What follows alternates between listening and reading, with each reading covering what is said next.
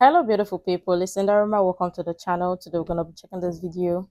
And it's titled Prince Harry and Meghan Markle lack legitimacy to be front-end campaign against bullying.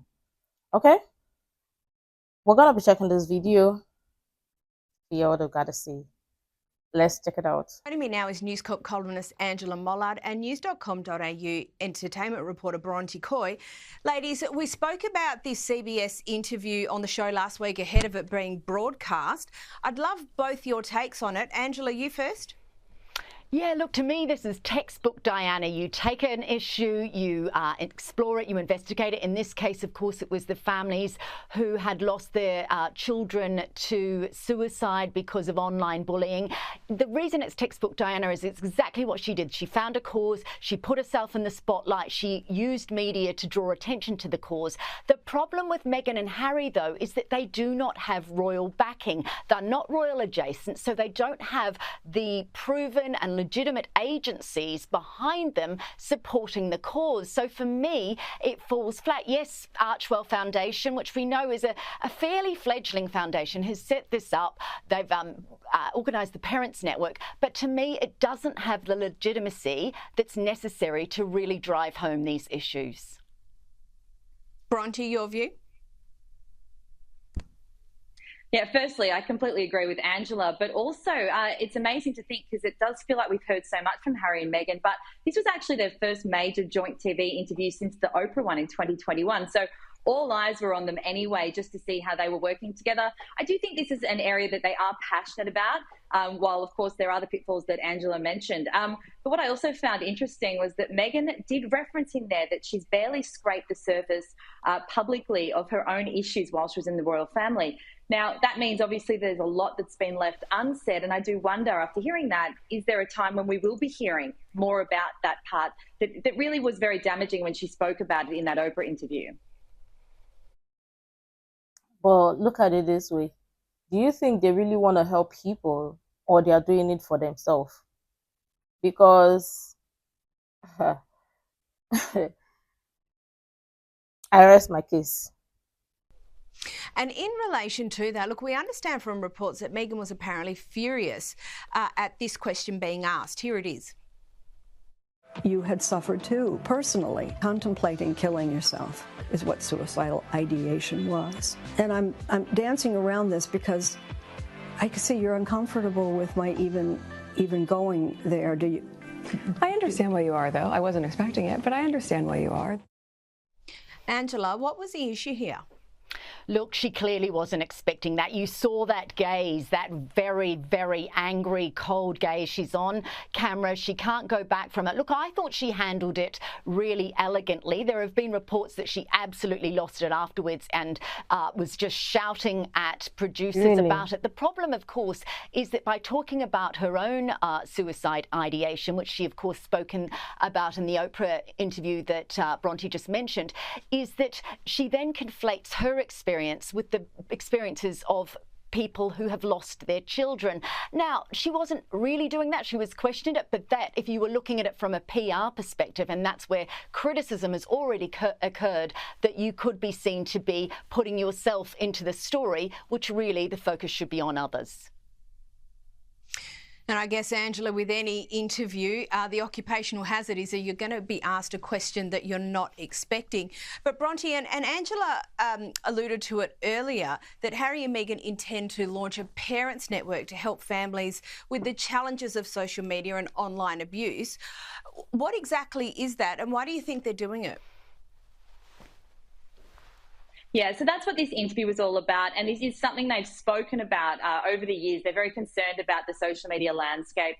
So the Parents Network, as I understand it, it looks to be twofold, which is going to be offering support to parents whose children have been harmed by social media, and also looking at ways to prevent social media becoming harmful to kids. So it looks like there'll be communities for parents to get together and support each other. There'll be learning seminars with experts, and also tools and resources offered to them to sort of help them navigate their kids being on social media. So it is something that clearly is, an issue affecting a large population portion of the world, and it is something that they care about. But it'll be interesting to see how the program actually works, and how involved they'll be with it moving forward. This was a pilot program from 2 years ago, but it's actually just now being rolled out. So we'll have to wait and see. So if I'm hearing this correctly, they are giving advice on parents or to parents who's talking about cyberbullying and their parent kids, or to kids, cyberbullying, harm, social media, all of that centered around that, and thou thoughts. Okay. So are they also going to be giving advice to their own parents based on what they've done? Because obviously, if they are going to be giving advice to other people who's had one or two experience due to social media harm, whatever, cyber bullying and all of that, they also need to be giving advice to themselves and their parents. Is that it? Because I mean, they've forgotten what was done or what was said in the book Spare Memoir. That alone, I don't think any family would recover from that in years to come. Talk about the families or the names or the people that were dragged or that were named in the book Memoir Spare.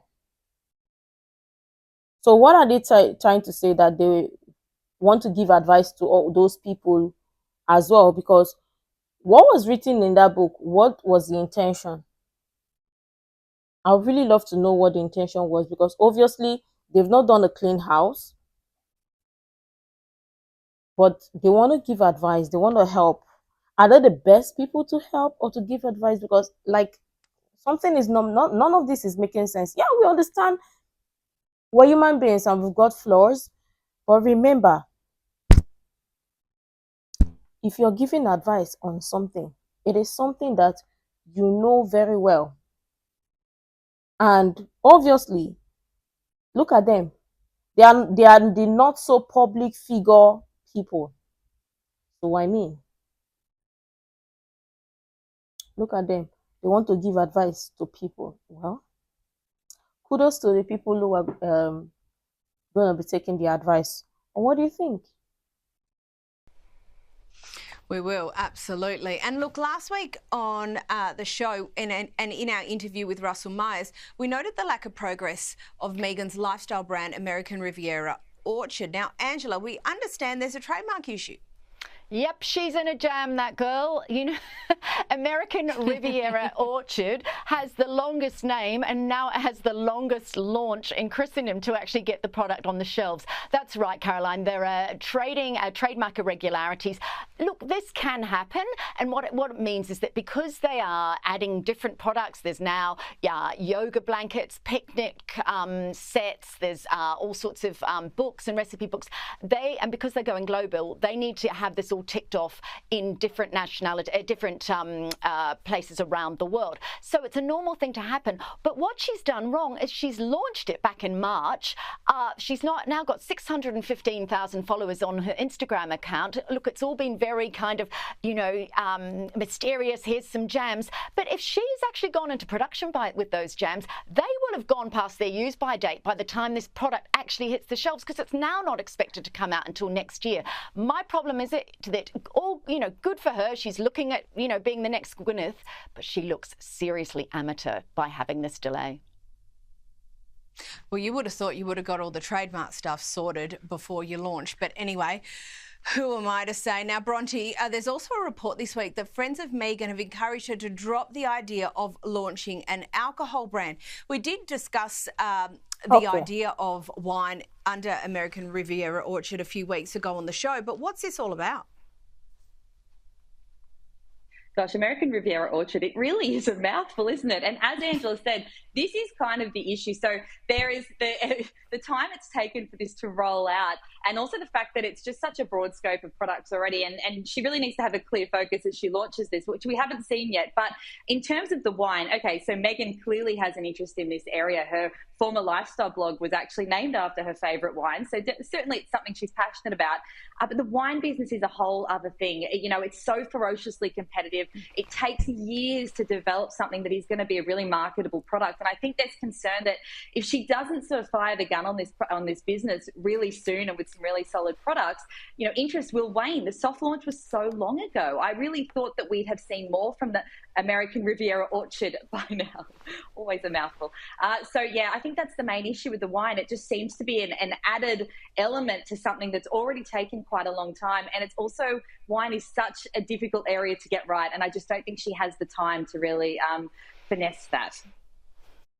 But wait, alcohol brand, can they just, or can she just focus on one thing? Let them know where they are doing so that people will know where they stand. Because tomorrow you're coming here, you're doing this one, you're doing that. Stay one place. Stay one place. And it's, look at the people who have successful businesses today. They did not just branch off and come up with all of the ideas and say, okay, they want to start everything all at once. No. They were actually good at something. But I mean, who are we kidding? These people don't even know what they want. Seriously. Fair enough. And Bronte, staying with you, and we understand the King has finally kicked off his summer holiday. Look, it's been a rough year for the monarch so far. What's he up to? Do we know? Yeah, so of course the Royals will head up to Scotland to Balmoral for this summer holiday. The King and the Queen have gone up there already. They'll be joined by members of the family, including Kate and William and their kids and other members like the King's siblings. But look, this is their favourite place. This is all the Royals' favourite place. The late Queen absolutely loved it there. I was actually at Balmoral Castle just early last week, and I can say I really get the appeal. It is the most beautiful area in the Scottish Highlands. And so it's really an opportunity for them to just go up there, relax, take a break, away from the public eye. It's quite remote. They go hunting, they have barbecues, they just sort of hang out as a family, which is a very relatable thing, albeit in a castle. So yeah, that's just kicked off, and that will see them all out of the public eye for a few weeks, and never more than now have they needed that. It has been an unbelievably rocky few months, and with Kate and the King both dealing with their cancer diagnosis, that time out, and particularly again just away from the public eye and with a complete break, will be very, very useful. And Angela, they are away on holidays, but there's been some criticism about the royal family's lack of enthusiasm for British Olympic success. Is there anything to this, or is it just a grumble? It's just a grumble. So this 800-metre runner called Keely Hodgkinson won a gold medal. The Brits haven't won a gold medal in in athletics since 2016. But you know what? Queen Camilla, she went, paid tribute to the equestrians. Princess Anne has paid tribute, William and Kate, to another sport. They don't have to tick and, make mention of every last Olympian. They'd become like a Hallmark card service, and it would dilute the actual messages they do send out. So it's a bit, I think it's a bit mean-spirited to suggest. Also, as Bronte just said, they're on holiday and they're allowed one. Correct. And Bronte, the Prince and Princess of Wales are also on holidays at the moment. But, everyone's wondering what happens next. What do we know that for Princess Catherine following the summer holiday? That's the big question. That is the big question, because the start of the year, we went months without seeing her, understandably, as she dealt with her cancer diagnosis and treatment. We then, right before the summer break, started to get peaks of her again, at Wimbledon and at the Trooping the Colour. And it does look like she's on a course where she is able to step out and partake in things now as she feels well, although she did stress that it will be on a case-by-case basis. So, look, after another break and having that holiday with her family, I think we'll see more of that. I think she will be taking part in public events where possible and in a safe environment and places that are comfortable for her and that the doctors have obviously approved. We will be getting the traditional back-to-school photo of the royal kids, which is always a bit of a thrill. It's such a cute pic. Of course, in the UK, the kids start their school year in September. And Prince George would traditionally, as an 11-year-old, be going to secondary school, but because he goes to an independent prep school, he'll be there for another 2 years, just FYI. But we can keep an eye out for that family photo, and I think that'll be a really nice occasion. That school photo will be a lovely way to kick off the autumn. And Angela, lastly, we understand the Queen is being honoured with a new garden in London. Can you tell us about it? That's right, Caroline. It's at Regent's Park. It's in honour of her. It will be opened on what would have been, would have been her 100th birthday. I love this park. This is my favourite park in London. And as we all know, Kensington Gardens, there is a tribute park there to Diana. This one will be really beautiful. It'll have Lily of the Valley. It'll have royal tulips. It's got a viewing platform. But the Queen loved gardening, and she used to walk around this area of her garden with her corgis. And what I love, one of my favourite stories about the Queen and her gardens was that she had this summer house, and in the summer house was a phone in case somebody needed to get hold of her. Not for her a mobile phone. She had her own summer house with a landline in it if she needed to be spoken to when she was in her garden. So this will be a beautiful tribute to her, and I'm sure that there'll be, for a lot of people, it will be the perfect place to go and remember her extraordinary reign. And no doubt Beautiful. a must-visit place when in London. Angela Moller, Bronte Coy, thank you so much for joining us. Interesting. Saying if the king is having a summer holiday or whatever, or summer vacation, can't people just let him be? I mean, it's been a long whole year. Ever since his diagnosis, no one knows what he's dealing with or what he's going through. So, I mean, people should respect his wishes. Let him spend time or have the beautiful summertime. And also with Princess Catherine and her family, if they're going to be having summer vacation, let them be, or let them have it. And when they are fully recovered, or when they are when she wants to make public appearances, she will. I think people would love that when she is healthy and up and about and working. But again, it's a beautiful thing to hear the way they talk about the late queen, beautiful, iconic, regardless. And also something I want to point out is I understand what is going on currently in the UK. And I must say that for those of you that live in the UK currently, please stay safe and make sure to avoid some places that are not friendly, because at this point, no one knows what's going to happen or what the outcome is. It is chaotic. Try to stay safe. Don't put yourself in danger or in a risky place where the unthinkable may happen. And just remember, my thoughts and prayers are always going to be with you and your family regardless. But this was an interesting watch. Let me know what you think. I'm sure tons of people have interesting things to share. I would really love to share that and share the useful information you think might be really helpful. Make sure to like, comment, and subscribe and all of that stuff. And until next time, see you in the next video.